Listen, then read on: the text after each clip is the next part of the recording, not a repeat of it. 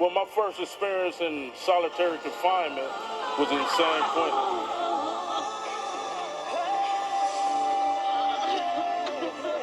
I'm not saying glorified prison, jail, none of that.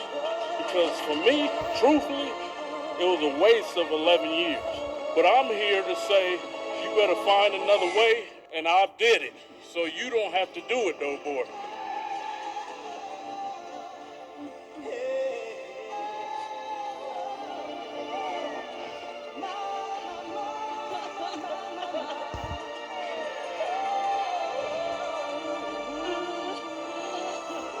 Neighborhood I lived in, you could look out the window, see somebody dead on the sidewalk.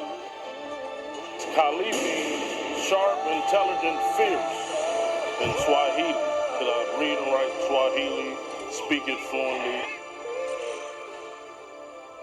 I had my mother and I had a stepfather, and I was the middle child of two other children, and I was the black sheep. I was the one that got beatings and just got did bad. Football, wrestling, and track, and I excelled in all three, all city and all three, was senior class president. And then my senior year, my older brother died. Messing around with a gun, he killed himself. My second year at Fresno, I got in trouble. I went to the coach because my money was funny. I couldn't pay my rent. I didn't have enough money for food. So I went to Coach Sweeney, rest in peace. He died this 2013. And I asked him, could I get some money, advance on my scholarship? So Coach Sweeney looked me in the eye, and I never forget it.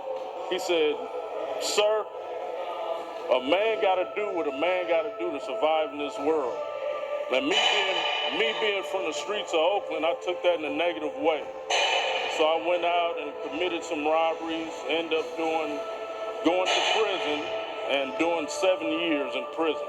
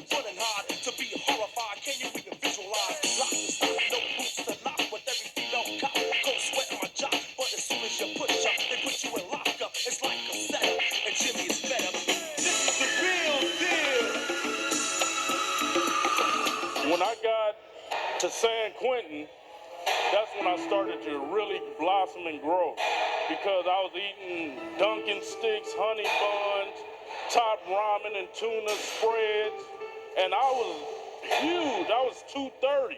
There wasn't no need for no steroids. The only time I heard of somebody taking steroids in prison was at Tehachapi prison I was at. And a big white guy, he was young too, he was like, I got some D-ball. I'm like, what the fuck is that? He like, oh, it make you big. I'm like, motherfucker, I'm the biggest on the yard. What I need some fucking, and it's $20 a pill?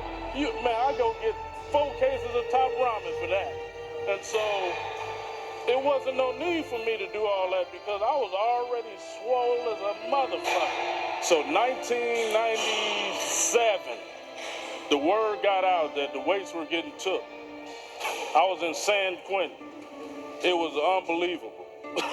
The weights were like our God, and I had one workout partner, big as me, could have been a bodybuilder too.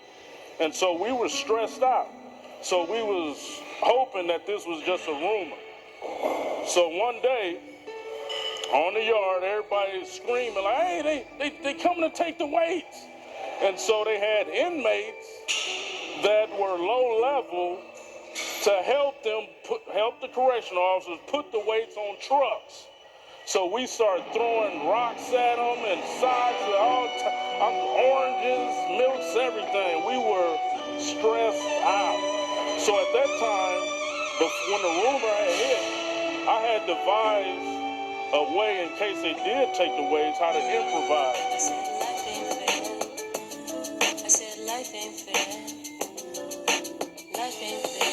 You can lock my body, but my mind is free. You can lock my body, but my mind is free. You can lock my body, but my mind is free. You can lock my body, but my mind is free. You can lock my body, but my mind is free. You can lock my body, but my mind is free. You can lock my body, but my mind is free. You can lock my body, but my mind is free. So let's get it on. Same song we sing, confined in the bing. Little brother doing the same thing. Trying to make a change, devil seem to cling. Trying to shake it, trying to make it. Sometimes I can't take it. The stakes get. How you feel? Good. How you feel? Good. In man we trust, so in God we trust. In man we trust, so in God we trust. You can lock my body, but my mind is free.